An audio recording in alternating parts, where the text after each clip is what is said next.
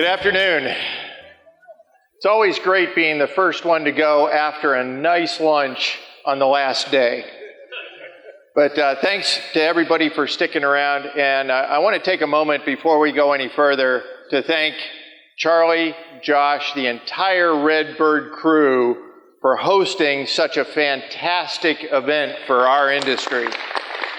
So anybody other than these red shirts right here, anybody that works for Redbird, stand up, raise your hand. We want to recognize the whole crew that's putting this on. Come on, guys, back there by the PHI helicopter. Big round of applause.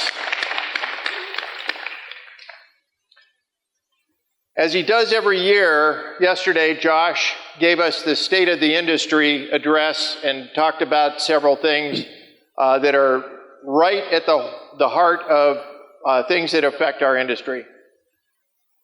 He gave us the top 5 problems that we have told him as an industry we are facing in the flight training industry. Number 1 was the cost of insurance. Number 2 was the cost of maintenance. Number 3 was the availability of designated pilot examiners. And number 4 was, what was it, Josh? Anyway, we are going to help you solve some of those top problems today. Self-examining authority can do it. And if you think that it's not possible for your school to get self-examining authority, please stick around. I think you'll see, you're going to hear some things in the next hour that may change your mind and will very dramatically change the face of your flight school and your business model. So what we're going to talk about today is how to gain what self-examining authority is, what it's going to do for your flight school, and how to get there. Okay. So a little background, brief background on us as it pertains to self-examining authority. We first gained self-examining authority in 2018. And then we have been progressively, through a very regimented plan, working our way up to gain examining authority for the programs that we have currently. Currently, we have 11 Part 141 approved programs in our curriculum. 7 of those we have self-examining authority for. And those are the 7 that are the most important core programs that we offer. 3 of the remaining 4, it is not legally possible for us to get examining authority, and we'll cover that in a moment. And one of them, which is MEI, we just don't have the volume yet to get MEI under self-examining authority. So we're going to talk about that in a moment as well. In 2023, we issued 185 pilot certificates under examining authority and 16 pilot certificates through DPEs. And those 16 were in programs, our lower density programs that we don't have examining authority for. So putting that together, over 200 pilot certificates, people received pilot certificates through our program, mostly through examining authority. So that's about us. We need to find out about you. Please take out your cell phone. And it may not work from the back of the room. If it doesn't, take your QR code reader and snap it on that QR code. I'm not going to put you on a mailing list and try to sell you things.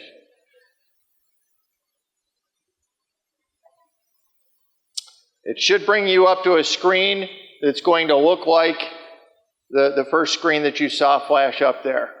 Okay, if you don't, okay, right on I see it's working. Yeah, right okay, so there we go. People have figured it out. So if you let us know whether you're a Part 61 school, a Provisional 141 school, 141 with examining authority, or you're just here for the awesome food. Okay, see, we've got at least one up there that's examining authority. Who's that? Okay, what school? U.S. Aviation Academy. Okay, good. How many programs do you have under examining authority, sir?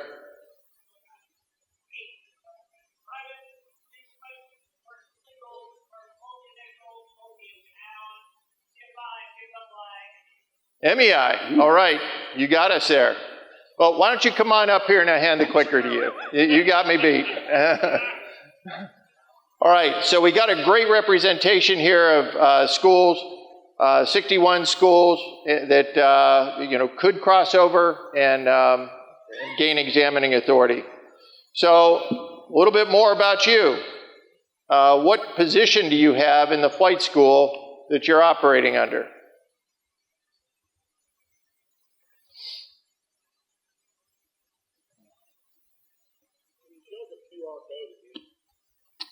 Can we show the QR code again?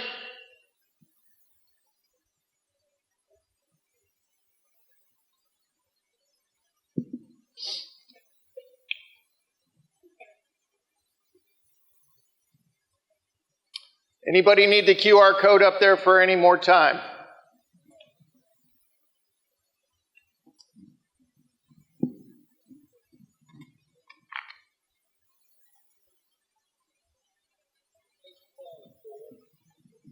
I'm sorry? The poll is full. Negative, Ghost Rider. Poll is full.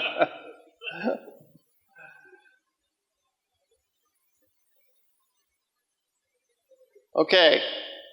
So it looks like we have some management folks. Flight instructors are maxed out. We got some chiefs or assistant chiefs. And then we've got a couple owners out there. Perfect. Perfect.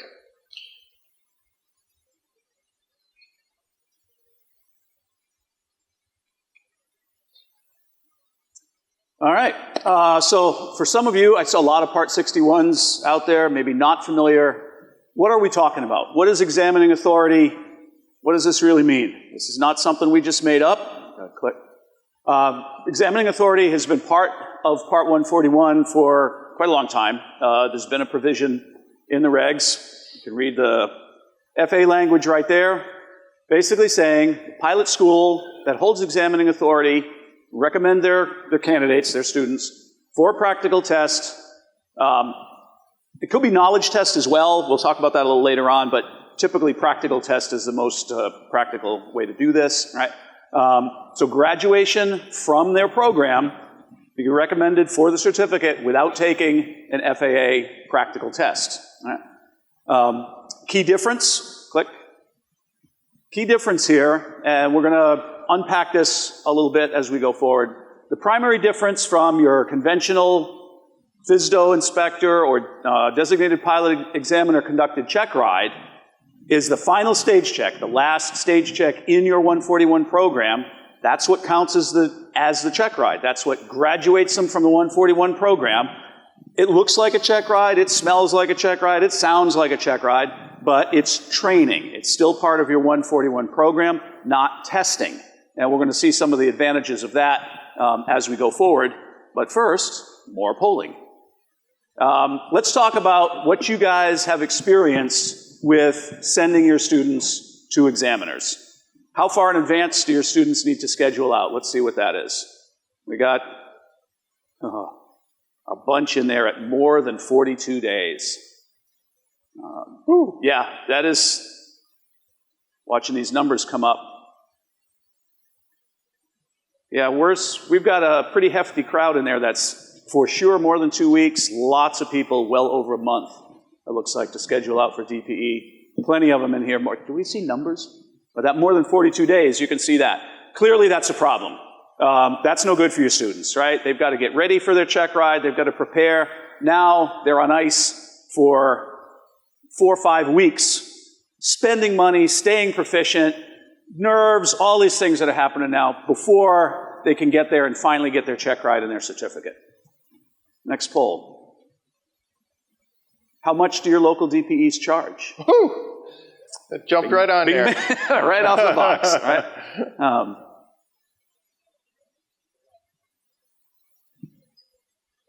Yeah, let's just look at this, a whole bunch more than 800. I think that's why Roger pulled out of here in that Mercedes earlier. AMG Mercedes at yeah, that. There you go, right. Yeah, we've got the vast majority here. I mean, nothing, not a single one less than $600. What more do we need to say, right? One of the biggest things we were talking about in Josh's state of the industry before, cost. $600. That's quite a few hours of dual flight instruction right there, isn't it? Just as an aside, just kind of shout, what's the highest that your people pay for a private pilot check ride in your area? I'm sorry? 1,500. Anybody beat 1,500? I sound like an auctioneer up here. 1,500. Anybody beat 15? I heard $1,700 the other day from Maine. Portland, Maine area was 17. They had one examiner that served the entire area 4 months out for booking. Anybody higher than 15?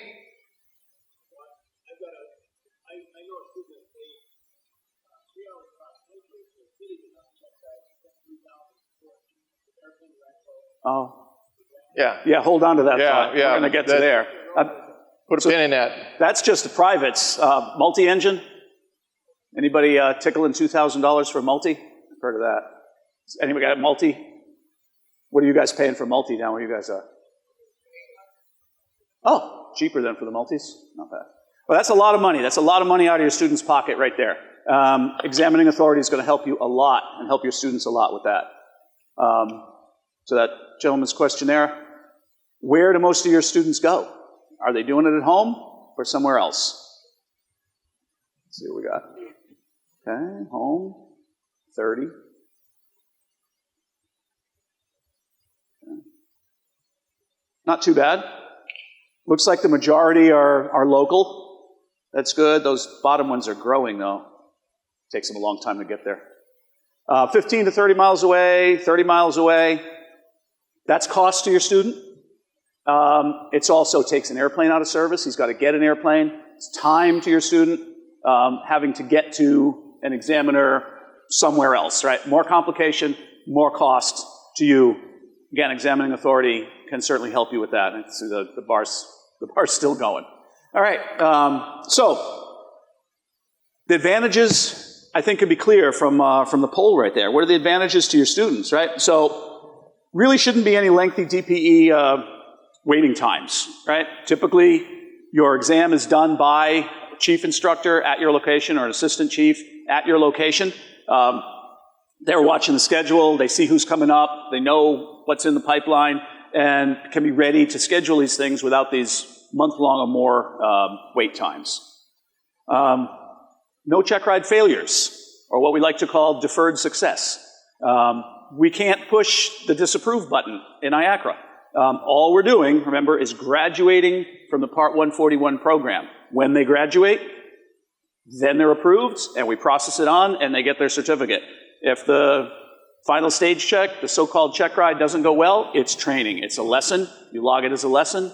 We continue on, more training, whatever's needed, and go on from there. For the students that are going on to the airlines, other professional careers, that's a nice benefit right there. They'll never see a disapproval on an 8710. Next click. Reduce cost.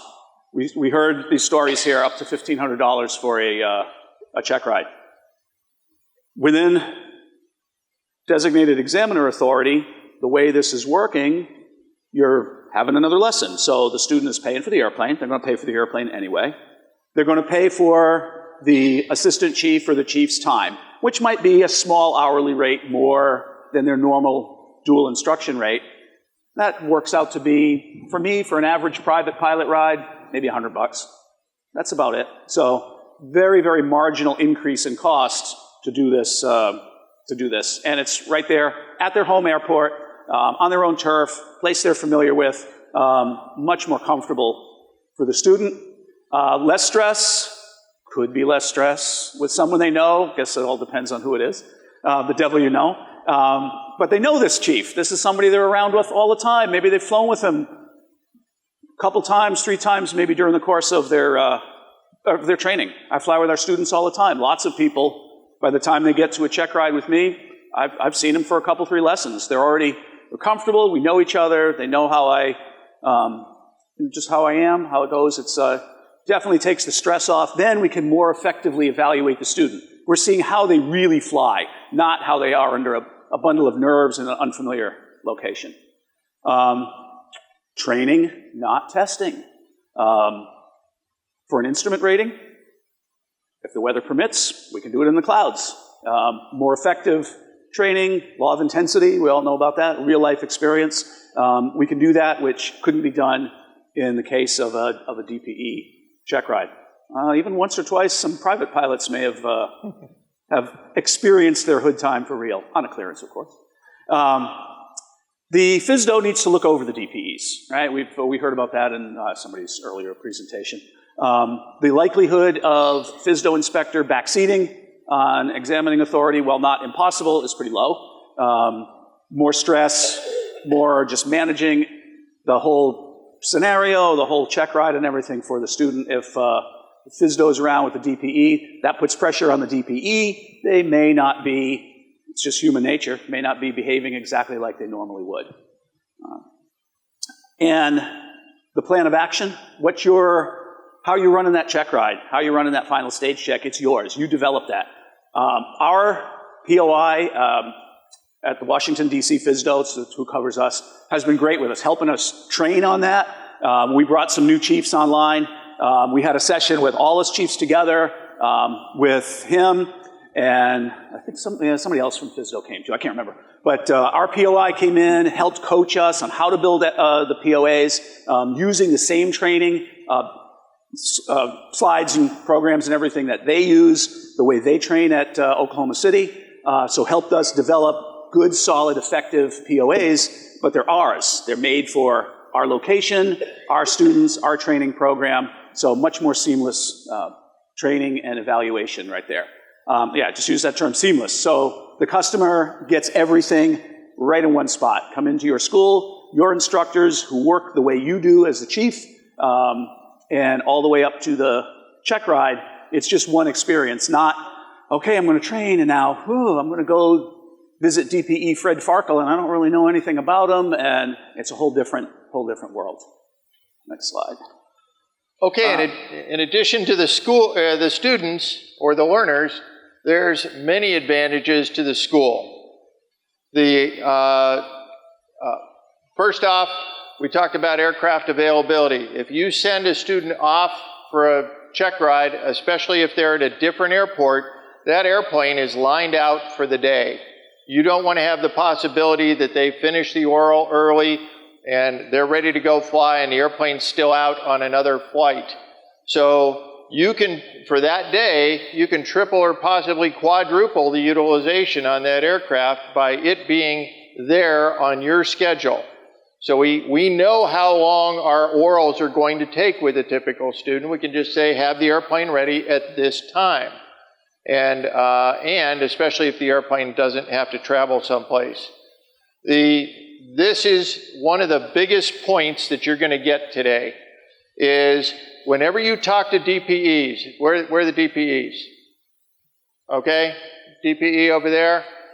Every time I hear DPEs speak, I hear 2 messages that come from the DPEs. One, the students that they had this year are not as good as the year before, which are not as good as the year before.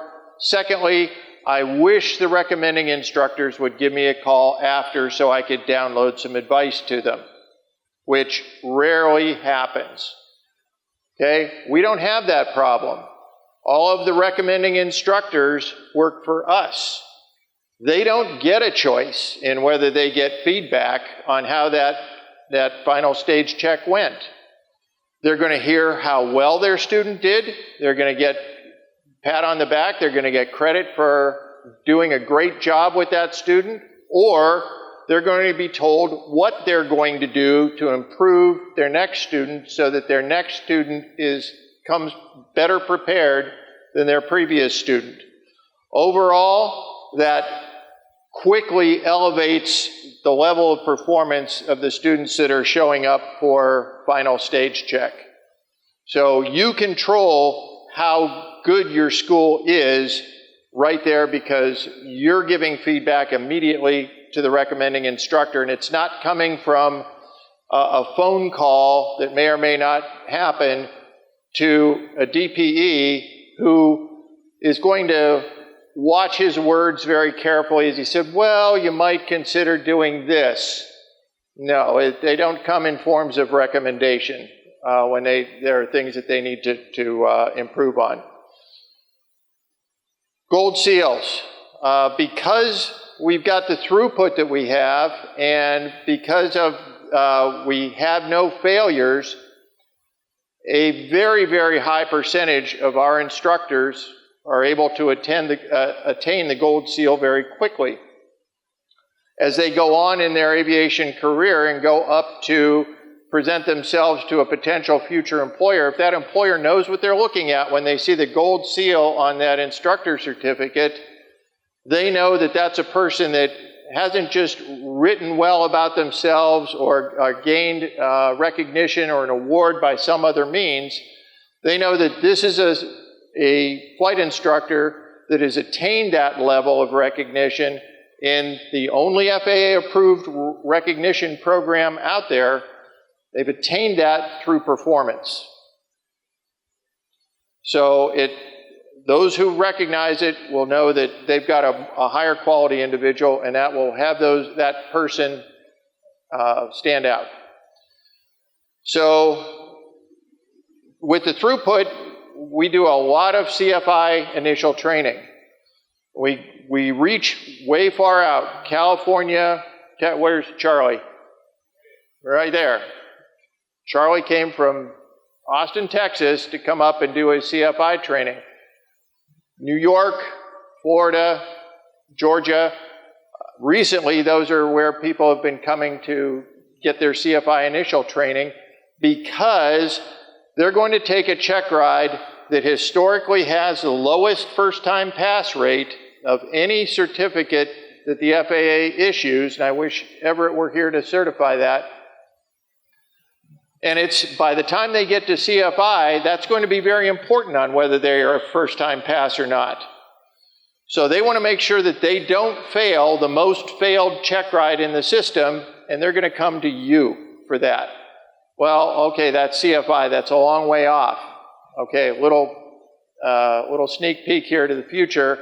CFI is one of the easiest ones to get for examining authority.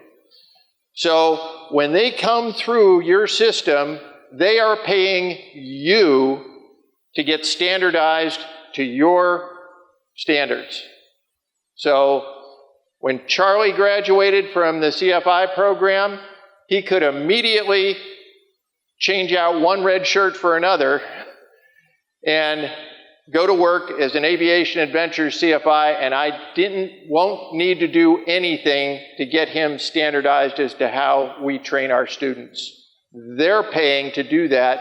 You're not taking your time to do it for free.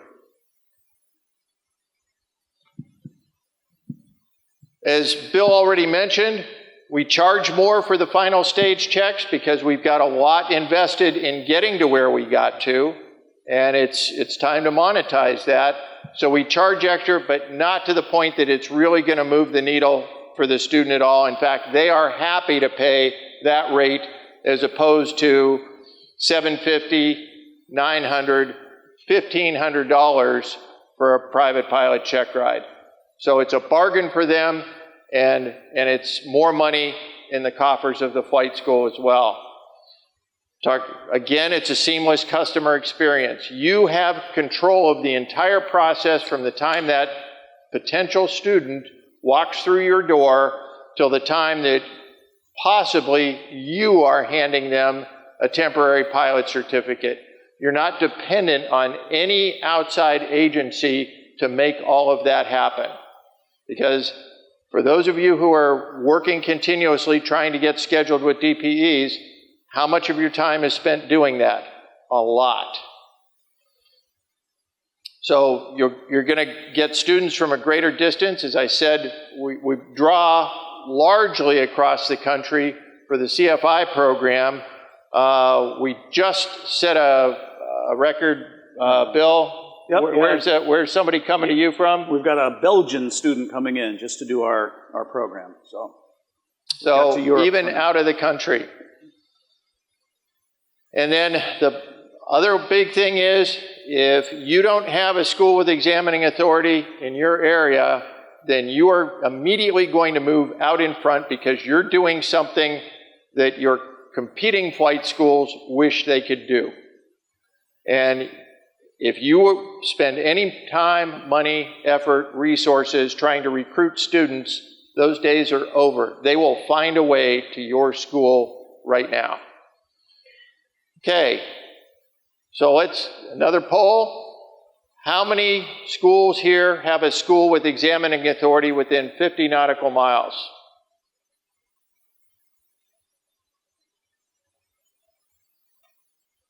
Okay. Looks like mostly no. Okay. So 2 parts to this. If you do have one, it's time to catch up because you are behind right now. They have got a competitive edge that you don't have. If you get examining authority, then immediately you go to the head of the pack. And it becomes easier for you to pull away on that race because you've got the examining authority. Once you've got the first one, getting the rest of them becomes progressively easier. Okay, so what's it take to get, Phil, this? What does it take to get examining authority? It's not a softball. This is not a rubber stamp. I can see what you're thinking, right? What is this? It's it's just in-house. You're just handing out these certificates. Not at all. Pretty stringent requirements to get there and keep up your performance in order to maintain the quality. We talked about this before. So first off, in order to even start achieving examining authority, your school needs to be non-provisional Part 141. So that's usually the first 24-month period of your 141 certificate.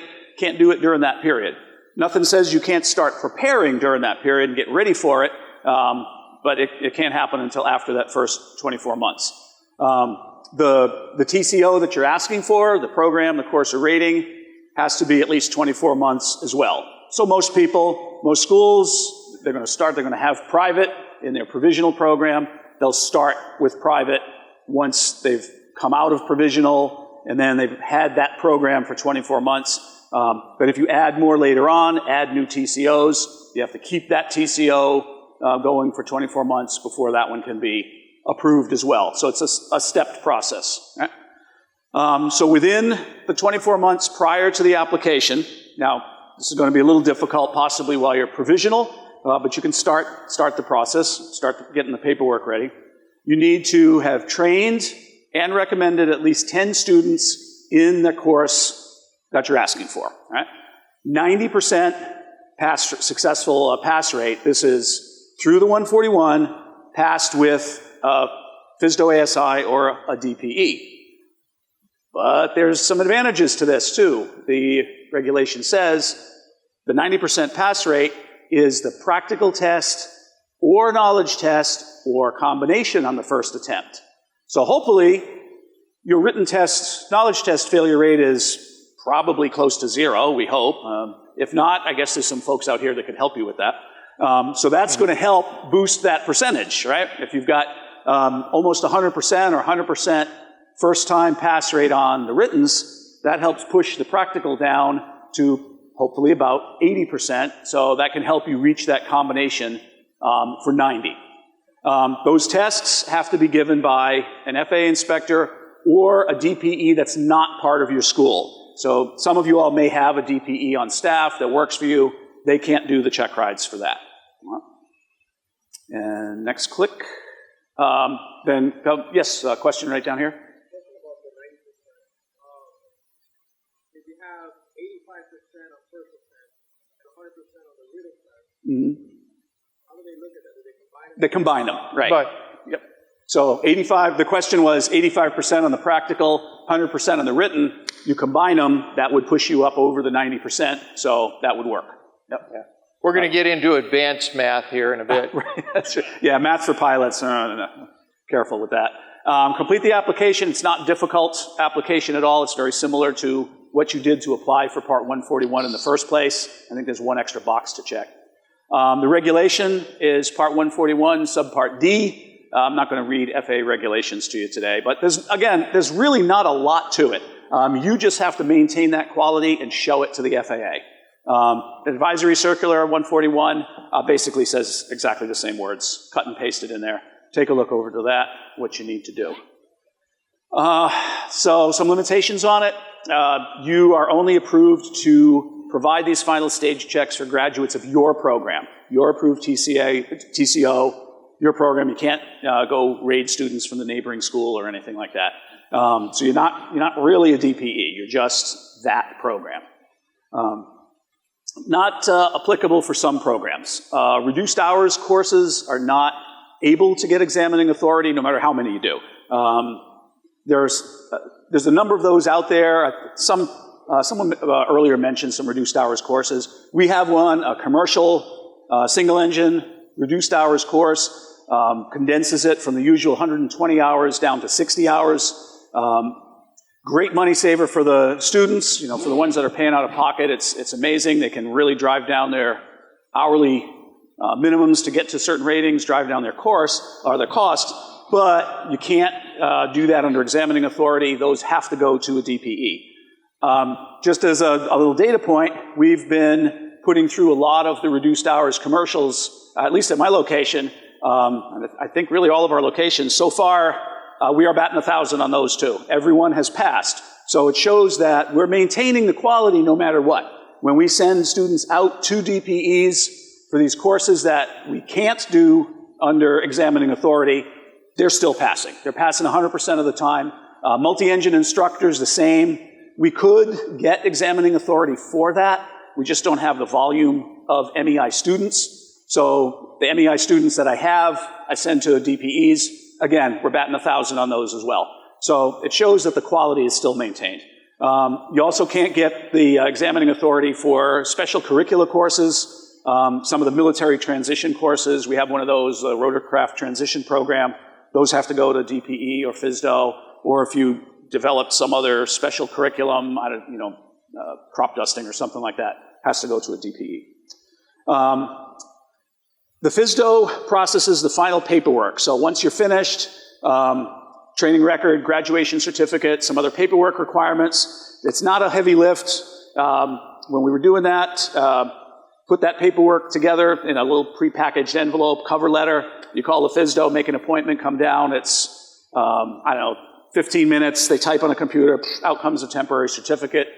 But they have to go to the FSDO, and it's like, going to the FSDO, it always reminds me of the movie Monsters, like going to see Roz at Monsters at the little window. But you'll notice our little asterisk here. Bob's going to show you another level stacked on top of examining authority that keeps your students from having to go visit Roz at the FSDO. But that's not a super heavy lift anyway. I think this is back to you. Okay. So how do we get there? How do you get your flight school into examining authority so that you and your students can take advantage of everything that Bill and I have been talking about here? The first thing is, if you're a provisional school, 61 school or provisional school, start the process to get off of 141 provisional status and into the regular full-fledged 141 world. Then go ahead and start developing and refining. If you don't have an established set of procedures, and this requirement is not out there stated in 141 or Subpart D anywhere, but it's just a necessary step. You need to get everybody on board. This is going to be a situation where you want to get a number of people, starting with your people, with your instructors, bought into this whole notion because you've educated them on what the advantages to you and your students are. So you need to build your training program around a well-established set of procedures for your aircraft and your programs, private, instrument, commercial, so that everybody is working off of the same sheet of music, and so that as people transition from one instructor to another, or they come to the final stage check, we know exactly everybody knows what they're expected to do. The student knows, the instructor knows, and each of the check instructors and the assistant chiefs know. So start identifying what your plan is. You can't eat this elephant all at one time. So you need to start with private. Now, next to CFI, private pilot is the next most failed check ride on the first attempt. So it's down there in the 76% as well. So this is going to be the tougher one. Once you're over the private pilot hurdle, they all get progressively easier. Both because the statistics go up as far as the national first-time pass rate, but also because your team now understands what it takes to get this examining authority. And they're going to get on board with supporting these higher standards that you're pushing your school to get to. So once you get close to getting the numbers that you need, the 10 with the 90% combined first-time pass rate, once you get close on private, start laying it out. I had a series of spreadsheets, Excel spreadsheets, and I knew who was coming up on check rides, when they were going to be due, and then would get very focused on getting that person prepared so that they would, we'll talk about the standards here in a second, but that they were going to pass that check ride when they went. We kind of left it up to, in our case, John and Martha to get them prepared for the knowledge test, whatever ground preparation system you use. I'm sure it's working well for you. And we'll talk strategies here in a second. But the little secret sauce here is that CFI is actually easier because, as Bill said before, this is a combination of the practical test and the knowledge test. For CFI initial, they take 2 knowledge tests. So if you have 100% first-time pass rate on one knowledge, if it's a program that just needs one knowledge test, and you need a 90%, then they only need 80% of those folks, as Bill talked about, to get the 90% average between the knowledge and the practical, okay? There's the basic math. We'll get into advanced math. If they have 2 knowledge tests now, and they pass both, you have 100% pass rate on those, now you only need a 70% first-time pass rate on the practical test with your CFI applicants, okay? The national first-time pass rate for CFIs is 76%. Okay, so all you need to do is, you're already there. So you just need to make sure that you're not 4% below what the average preparation level is for CFI initial applicants, okay? That's not a big trick. If your school is in the run to be examining authority, you ought to be doing well above 75% for the first-time pass rate. Okay, now it's time to let your FSDO know. There used to be a bigger reason to do that. Now that reason we're going to show you in a second just went away last year. So let them know they're part of the team. You need to make them part of the team. And I know that's going to be a big discussion point here. I've heard from lots of flight schools over the years about their FSDO doesn't want to play. We're going to talk about that. So let them know what your timeline is, what your plan is, and then get your people on board. Brief your staff up on what the timeline is, the benefits, and what's going to come to your school when your school gains examining authority. The big thing is that when they come to you for the final stage check, as you're working your way up towards examining authority, that the mindset needs to be amongst your recommending instructors that this student is guaranteed going to meet or exceed ACS standards. You need to get rid of the mindset of, well, I'm going to just, I've done everything I can do, and I'm just going to toss them up to Leslie and see what she thinks. No. They need to be guaranteed that they are going to pass. And when they go forward like that, the DPEs start getting tuned in of, hey, this is a aviation zone instructor or applicant, and they are going to do well. They know that because they've tested your school's students previously.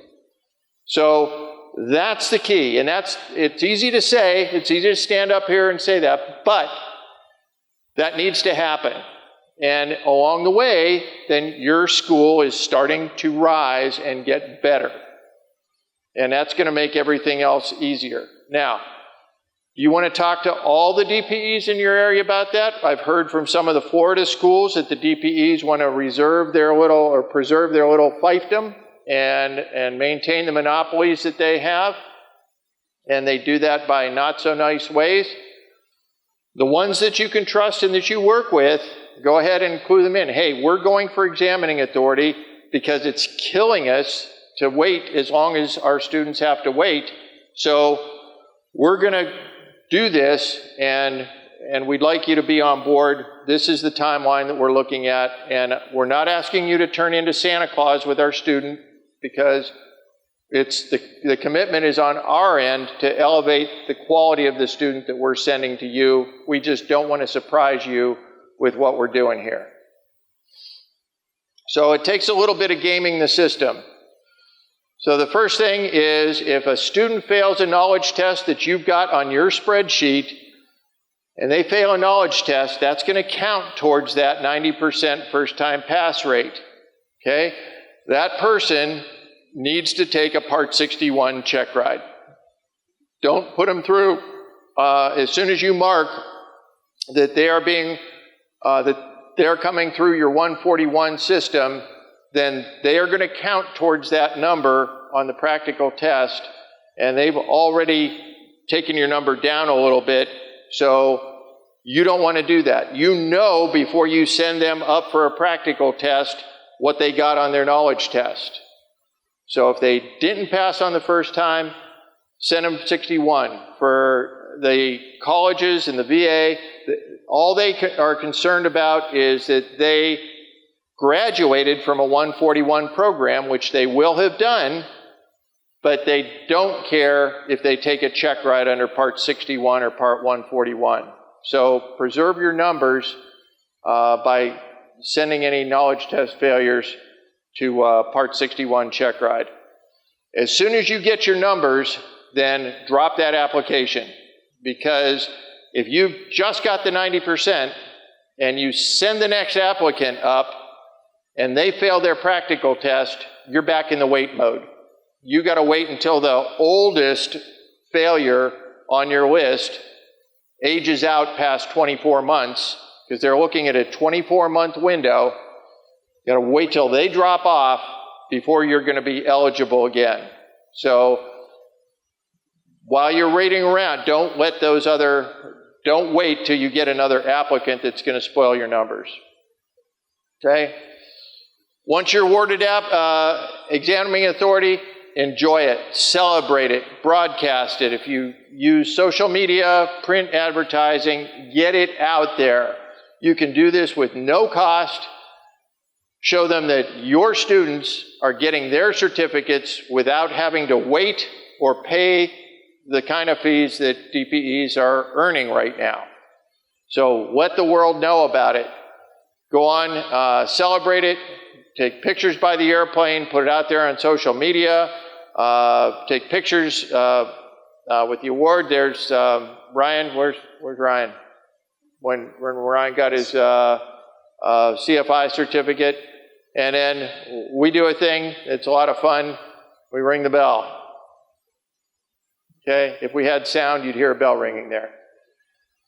So that, alerts everybody, hey, I just got my certificate and I just got it without a DPE involved.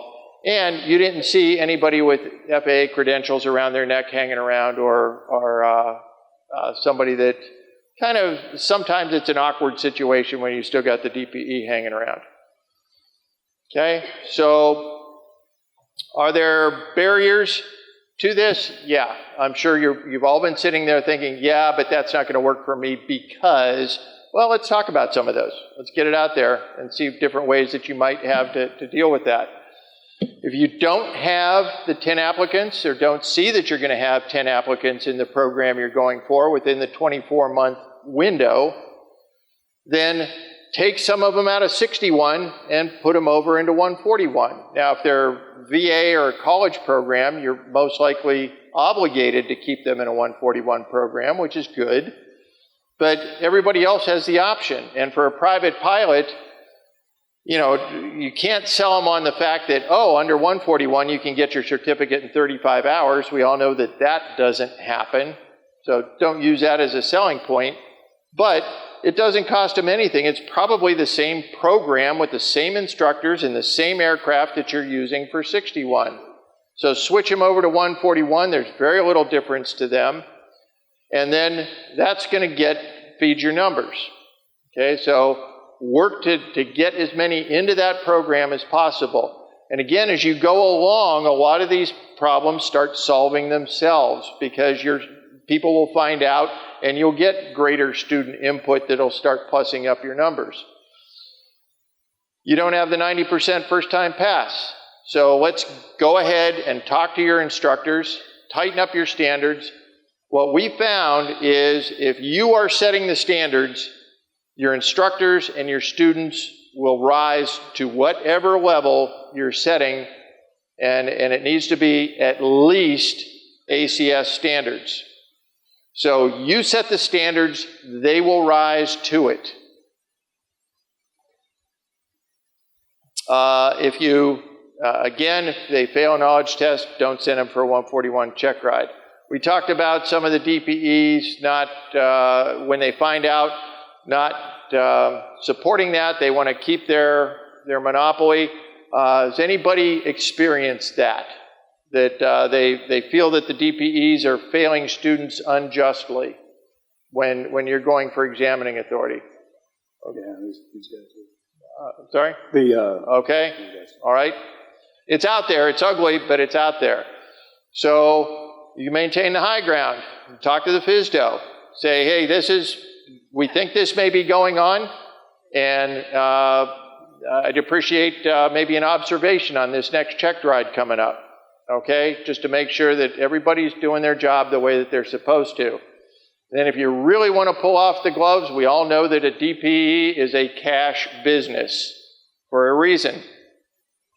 So you can say, hey, we're paying you more than $600. I'm obligated to, for anybody that I pay more than $600 to, I'm obligated to file a 1099. So that's getting pretty down in the mud ugly, though. So here's the big one that we hear. The FSDO tells you that they don't have the manpower to support you getting examining authority. Well, there's two big tools that you've got there. One has been out there since 2010. That's the Milner letter. The other one is one that just came out on the September 26th of last year. And that's policy letter 8900.675, and we're going to talk about both of those in a second. The Milner letter is a letter of interpretation from the FAA. It came from a flight school in Tulsa, Oklahoma in 2009 that claimed that they met all the requirements for 141 examining authority, and their FSDO told them no, they didn't have the manpower to do it. It went forward. The FAA issued a letter of interpretation that's now kind of known as the Milner letter. And the first thing it does is cites the regulation that right out of 141.9 that says that examining authority, if the school meets the requirements, that the FAA will issue them examining authority, and in kind of light legal language. In the middle of the letter, though, it has this, and this is like a 3 or 4 page letter. I've just condensed down the essential parts. This is the real meaty part of it. This language does not indicate that the FAA has the discretion to deny examining authority to a pilot school that has satisfied the requirements as set forth in Part 141. Okay? So if your FSDO is telling you that they don't have the manpower to support your application for examining authority, You say, well, are you then choosing to be in violation of this interpretation of your regulations? Okay? Then lastly, they back it up with a court determination in August of 2009 that says the same thing. So there's 3 different ways they say the same thing in the Milner letter. If you need it, just it's not hard to find online, and copy that and make that part of your discussion. Okay, so the second thing was what just came out in September. I gave a presentation like this in San Diego at the invitation of King's Schools. I gave it on the 23rd of September, hoping that I knew this was coming, and it didn't come out. It came out 3 days later. So one of the big barriers that the FSDOs had cited was that they don't have the manpower to administer 50% of those 10 qualifying check rides for you to gain examining authority. This policy notice eliminates that requirement. The first part of it says that they're no longer required to conduct any of the qualifying check rides. They used to be required to conduct 10%, now it's 0. The second part of it does say that they still have the authority to do that if they see the need, but there's no longer the requirement. So those are 2 big pieces of ammunition that you've got going for you. Is this yours? No. I'll talk to it though. Retaining it, keeping examining authority. Once you have it, there's a sort of a provisional period, just like with your 141. Hold that TCO, hold that rating for at least 24 months. Click that. And then apply for renewal. Again, pretty simple, an extra box to check. Just like when you're renewing your 141 in there, do it within the normal 24-month span. Very easy. And that's really about it. Okay. And point out, there's Bill administering a final stage check to a CFI applicant. Happened to be one of my students. And they're right in front of him. That's our plan of action for CFI. Mm-hmm. So, and this girl came from, graduated from Auburn University and came up to do the CFI program with us. So we talked a little bit about Airman Certification Representative. This is what gives us the authorization by the FAA to administer the piece of paper, the temporary certificate, directly to the student without having to go through the FSDO. I don't know who wanted this more, us or the FSDO. The FSDO wanted to offload this responsibility onto us because it's mostly administrative. It's all administrative. And it does take some time, and they were very happy to get rid of it. So the advantages are that we can give the temporary certificate directly so that when that picture is taken, that is a temporary pilot certificate that we are handing to the student who successfully passed the final stage check. So we don't have to go do this through a DPE or the FSDO. It's less awkward to kind of celebrate and do the picture taking and bell ringing, and at the end, your ACR is now in the designee management system, which is the system that the designees use to that the FAA uses to control and administer what the DPEs do. And it also keeps a consolidated record of all the certificates that you've been issuing, which is nice. They do it for you. On average, it's about 30 minutes of admin work per student, okay? So with doing 185 last year, so half of that, 90 some hours, okay, that's about a half week's work, about 90 hours. So and the FSDO was very, very happy to get rid of that and let us do that.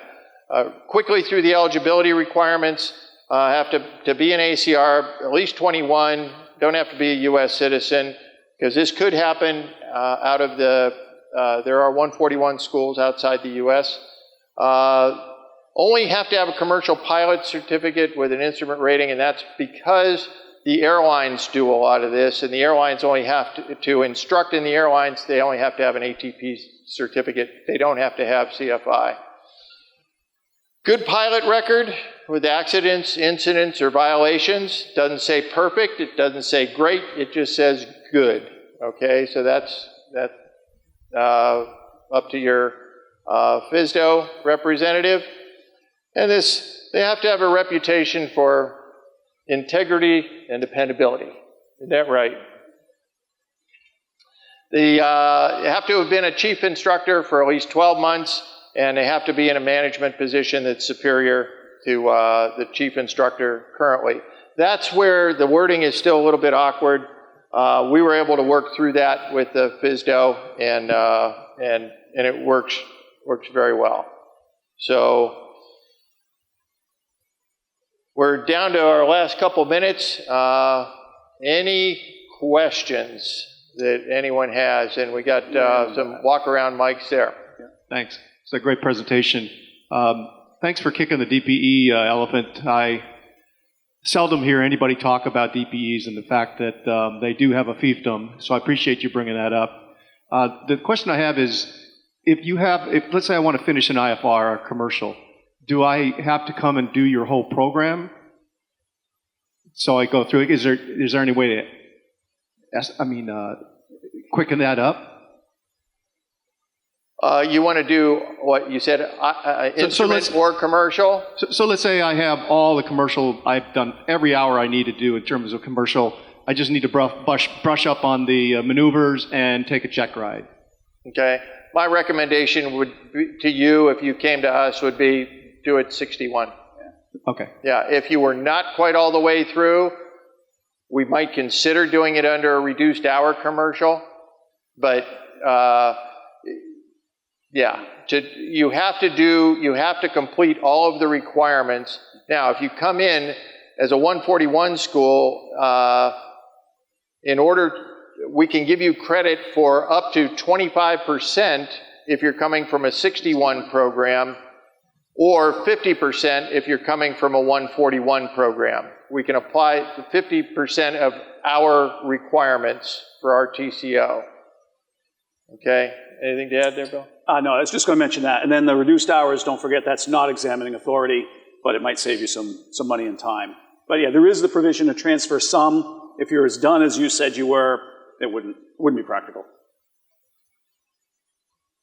Anything else?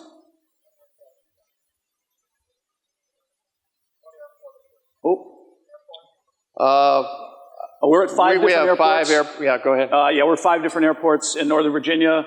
The mothership is Manassas, where Bob is. I'm at Leesburg, Stafford, Warrenton, and Winchester. And Leslie's our chief instructor at Winchester. All right, thank you very much.